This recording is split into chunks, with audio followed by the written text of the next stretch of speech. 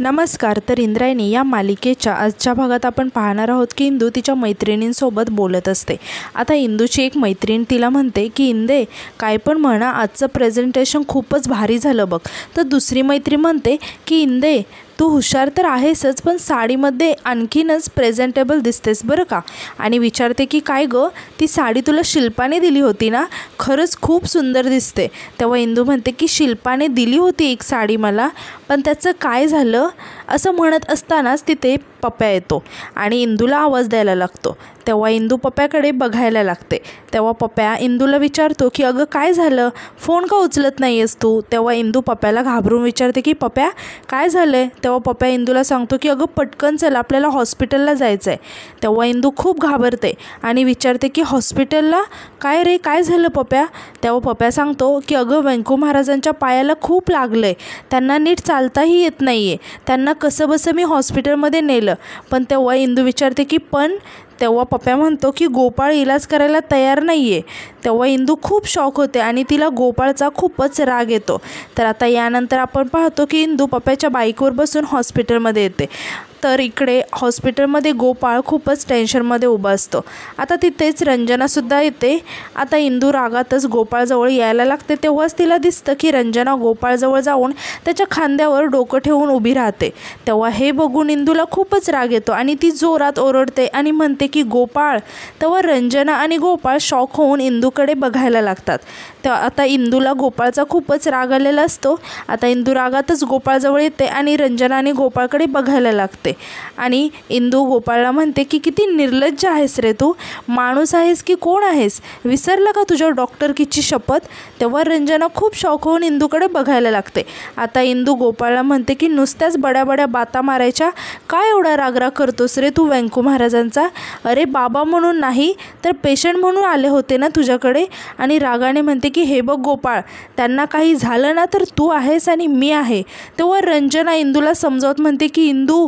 तेव्हा इंदू रंजनावरती सुद्धा ओरडत तिला म्हणते की हे रंजना, तू मध्ये बोलायचं नाही या, हा गोपाळचा आणि माझा मॅटर आहे, तुझा काय संबंध आहे ग इथे. तेव्हा रंजना म्हणते की अगं तू ऐकून तरी घे. तेव्हा इंदू म्हणते की काय ऐकून घेऊ ग, मध्ये मध्ये चरचर करतेस, कोण आहेस तू, बायको आहेस का त्याची. तेव्हा गोपाळ इंदूवरती ओरडत म्हणतो की बस इंद्रायणी, रंजना माझी मैत्रीण आहे आणि डॉक्टर आहे, ती काय सांगते ते गपचूप ऐकून घे आणि तुला जर ऐकून घ्यायचं नसेल ना तर तोंड बंद ठेव तुझं. तेव्हा इंदूला खूपच वाईट वाटतं आणि ती खूप आश्चर्याने गोपाळकडे बघायला लागते. आता गोपाळ रंजनाजवळ जातो आणि तिचा हात हातात घेत म्हणतो की Ranjana, I am so sorry.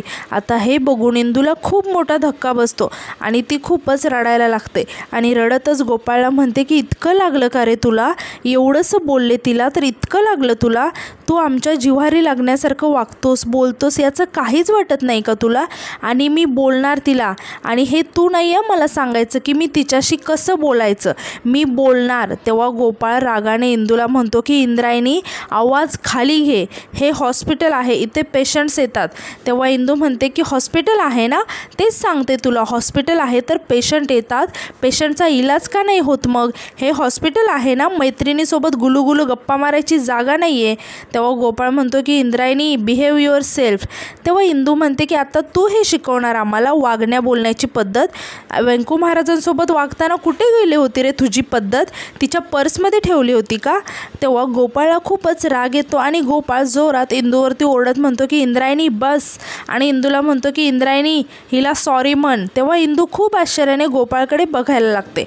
तेव्हा गोपाळ इंदूला म्हणतो की इंद्रायणी, हिला सॉरी म्हण आत्ताच्या आत्ता. हे बघ, मी आयुष्यभर माझ्या वडिलांशी बोललो नाही आणि तू जर आत्ता हिला सॉरी म्हणाली नाहीस ना तर तुझ्याशीही मी आयुष्यभर बोलणार नाही. आणि रागात म्हणतो की बोल हिला सॉरी.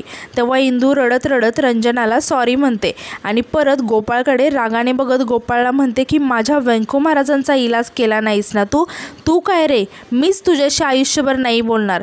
असं म्हणून इंदू रागातच तिथून निघून जायला लागते. तेव्हा रंजना इंदूच्या पाठीपाठी इंदूला समजवायला जाते आणि म्हणते की इंदू अगं माझं ऐकून तरी घे. तेव्हा इंदू खूप रागाने रंजनाला म्हणते की ए रंजना, बोलले ना तुला सॉरी, आता लांब राहायचा, असं म्हणून ती जायला लागते. तेव्हा गोपाळ इंदूला रागाने म्हणतो की इंद्रायणी थांब. तेव्हा इंदू गोपाळकडे बघायला लागते. आता गोपाळ इंदूच्या हाताला पकडून रागाने तिला आतमध्ये घेऊन जायला लागतो आणि रागारागातच तिला त्याच्या केबिनमध्ये घेऊन येतो आणि जोरात तिथला ग्रीन कर्टन बाजूला करतो. तर तिथे त्या ग्रीन कर्टन मागील बेडवर व्यंकू महाराज असतात. आता इंदू व्यंकू महाराजांकडे बघून खूप शॉक होते आणि त्यांच्याकडे बघायला लागते. तेव्हा गोपाळ रागाने इंदूला म्हणतो की पाहिलंस का पेशंट कोण आहे ते, पायाला बांधलेली पट्टी पाहिलीस. तेव्हा इंदू खाली मान घालून उभी राहते. तेव्हा गोपाळ रागाने म्हणतो की मनाला येईल ते ताडतड बोलायचं, काही न पाहता कसलाही विचार न करता भांडायचं, हाच शहाणपणा आहे का गं तुझा? का तमाशा केला त्या रंजनासमोर, कशासाठी केलास? तेव्हाच तिथे रंजना आणि पप्प्यासुद्धा येतात. आता गोपाळ रागाने इंदूला म्हणत असतो की तिला वाटेल ते बोलताना त्याचं तिला काय वाटले याचं तुला तिथे त्याचं लक्ष रंजनाकडे जातं आणि गोपाळ अचानक शांत होतो. आता गोपाळला असं शांत झालेलं बघून इंदूसुद्धा रंजनाकडे बघायला लागते आणि तिला खूपच वाईट वाटलेलं असतं आणि ती परत खाली मान घालून उभी राहते. आता इंदू खूपच रडायला लागते आणि रडत म्हणते की मला पप्प्या म्हणाला. तेव्हा पप्प्या म्हणतो की अरे गोपाळ, तू काही न बोलता आतमध्ये निघून गेला आणि तुमच्यातला विस्तो असा पेटलेला असतो रे, म्हणून म्हटलं तू नाही करणार महाराजांवरती इलाज. यावर गोपाळ रागाने म्हणतो की मी काही न बोलता आतमध्ये आलो, म्हणजे मी इलाज करणार नाही असं गृहीत धरलंस तू? तेव्हा पप्प्या अडकळत म्हणतो की म्हणजे वाटलं. तेव्हा गोपाळ रागाने म्हणतो की माझ्याकडे फोन नव्हता माझा, मी मावशीला फोन करायला आतमध्ये आलो होतो, विचारायला की दरम्यानच्या काळात पेशंटला शुगर BP असा काही आजार झाला आहे का, एवढं ब्लड गेलं आहे पेशंटचं, कोणती गोळी चालू आहे का, काय चालू आहे विचारायला नको का? यावर पप्प्या म्हणतो की बरोबर आहे तुझं, खरंच सॉरी गोपाळ. पण गोपाळ खूपच चिडलेला असतो आणि तो रागाने म्हणतो की गप्प बस. आणि तो इंदूला म्हणतो की आणि इंदे, तो पप्प्या एक मूर्ख आहे, तो काहीही बोलेल, पण म्हणून तूही विश्वास ठेवला त्याच्यावर, काय मनाला येईल ते बोललीस. आणि बोलायचं तर मला बोलायचं ना, रंजनाला बोलायची काय गरज होती? हाच विश्वास आहे का तुझा माझ्यावरचा? आणि तो इंदूला म्हणतो की इंद्रायणी, तुझी जशी विठ्ठलावर श्रद्धा आहे ना, तशी माझ्या वैद्यकीय व्यवसायावर श्रद्धा आहे. मी माझ्या कर्तव्यात कधीच कसूर करत नाही आणि उद्या माझा शत्रू जरी माझ्यासमोर आला ना, तरी मी त्याच्यावर उपचार करेनच, मग आज का नाही करणार? तेव्हा इंदूला खूपच वाईट वाटतं आणि ती खूप रडायला लागते आणि ती गोपाळजवळ येते आणि त्याला म्हणते की गोपाळ, माझा गैरसमज झाला रे, माझं चुकलं, मला माफ कर, असं म्हणून ती गोपाळचा हात पकडते. आता गोपाळ तिचा हात झटकून देऊन बाजूला जातो आणि म्हणतो की मला नाही बोलायचं तुझ्याशी. आणि तो इंदूला म्हणतो की इंदे, तू माझी सगळ्यात जवळची मैत्रीण आहे सगळं, आणि हेच ओळखलंस तू मला, हा विश्वास आहे तुझा माझ्यावर. यावर इंदू रडत म्हणते की गोपाळ, हे बघ मला मान्य आहे, मी खूप चुकीचं बोलले, मला सहन नाही झालं रे, तू व्यंकू महाराजांचा इलाज करत नाही असं ऐकल्यानंतर म्हणून बोलले मी. तेव्हा गोपाळ म्हणतो की काही खात्री न करता बोललीस इंदे तू, आता काही बोलायचा अधिकार नाही आहे तुला. तेव्हा सगळेच खूप शॉक होऊन गोपाळकडे बघायला लागतात. आता इंदू रडत गोपाळला म्हणते की गोपाळ सॉरी, माफ करणार आहे, असं म्हणून ती हात जोडते आणि म्हणते की हात जोडून माफी मागते. आता गोपाळसुद्धा इंदूसमोर हात जोडतो आणि म्हणतो की इंदे, तू नको माफी मागू माझी, उलट मी माफी मागतो तुझी. ज्या व्यक्तीला मी माझ्या आयुष्यातील सगळ्यात जवळची व्यक्ती मानली, त्या व्यक्तीने मला ओळखण्यात चूक केली, म्हणजे माझ्यातच काहीतरी प्रॉब्लेम असायला पाहिजे. तेव्हा इंदूला खूप वाईट वाटतं आणि ती खूपच रडायला लागते. आता व्यंकू महाराज म्हणतात की गोपाळ, थोडं शांत राहतोस का? तेव्हा गोपाळ ओरडून म्हणतो की विठ्ठल, पेशंटला खाली उतरायला मदत कर. तेव्हा विठ्ठल म्हणजे वॉर्ड बॉय आणि इंदू व्यंकू महाराजांना खाली उतरायला मदत करतात. आता गोपाळ सांगतो की दर 2 दिवसांनी ड्रेसिंग करायला यावं लागेल, गोळ्या लिहून दिल्या आहेत, वेळेवर घ्या.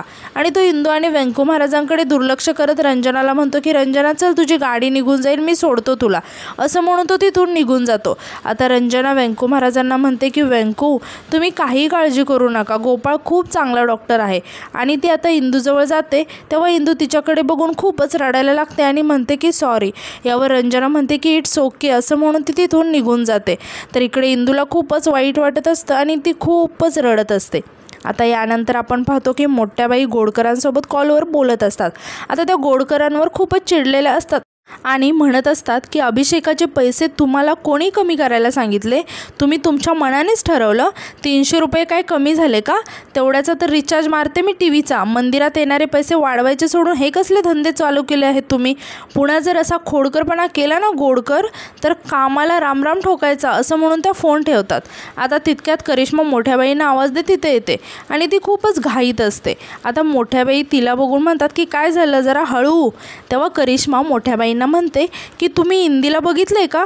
यावर मोठ्याबाई वैतागून म्हणतात की तिला बघितल्यामुळेच माझी ही अशी अवस्था झाली आहे का? आणि विचारतात की तेव्हा करिश्मा म्हणते की तसं नाही हो, आज बघितलं आहे का प्रत्यक्षात? मोठ्याबाई म्हणतात की नाही आणि विचारतात की कोणतं सोंग घेऊन आली आहे ती? यावर करिश्मा म्हणते की तुम्ही एकदा बघा तरी, असं दर्शन देईल ना ती तुम्हाला, तुमच्या आयुष्यामध्ये असा आनंद होणार आहे बघा. आता मोठ्याबाई म्हणतात की ठीक आहे, नंतर बघते तिच्याकडे, जातो. तेव्हा करिश्मा म्हणते की नंतर नाही, आत्ता बघा, नक्की बघा असं म्हणून ती तिथून निघून जाते. आता मोठ्याबाई स्वतःशीच म्हणतात की एवढा का आग्रह करत होती, नक्की बघा नक्की बघा. तर आता यानंतर आपण पाहतो की इंदू व्यंको महाराजांना घरी घेऊन आलेली असते. आता शकुंतला व्यंको महाराजांवर खूपच चिडलेली असते आणि ती म्हणत असते की काय गरज होती एवढी घाई करायची तुम्हाला, बघा आता किती लागलं आहे. तेव्हा व्यंको महाराज म्हणतात की शकू, शेत आहे ते, कधीतरी काम करताना लागणारच, एवढं काय आहे त्याच्यात? यावर शकुंतला म्हणते की मग लागणारी गोष्ट असेल तर जरा सांभाळून करावं ना, लागले की नाही कुदळ आता? तर नशीब गोपाळने मला फोन करून सांगितलं की तुम्हाला लागलं आहे म्हणून. लक्ष कुठे असतं तुमचं? सारखी घाई लागलेली असते तुम्हाला. नुसतं काम म्हटलं की कशाकडे लक्ष नाही द्यायचं, नुसतं पळायचं शेताकडे. बघा आता किती लागलंय. तेव्हा व्यंको महाराज म्हणतात की अगं ठीक आहे, एवढं काही झालेलं नाही, औषध पाणी झालंय, 2 दिवसात बरा होईल आणि शेतात जाईल.